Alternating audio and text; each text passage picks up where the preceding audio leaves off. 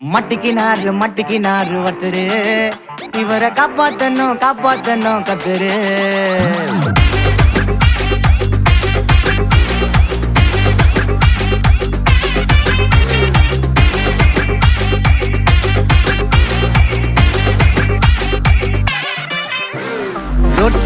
Road கடை குருமா, திரும்பி உனக்கு வந்து அச்சுது பாரு கருமா. வாஷிங் பவுடர் நிறுமா, கொஞ்சம் வாய சுவையும் பொத்துக்கிட்டு இருமா. ஓ நிலைமையத்தான் நினைச்சு சிரிமா.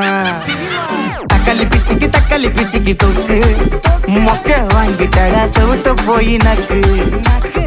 ஐபிஎல் கப்பு, நான் வாங்கி தரேன் லாலிபப்ப சப்பு.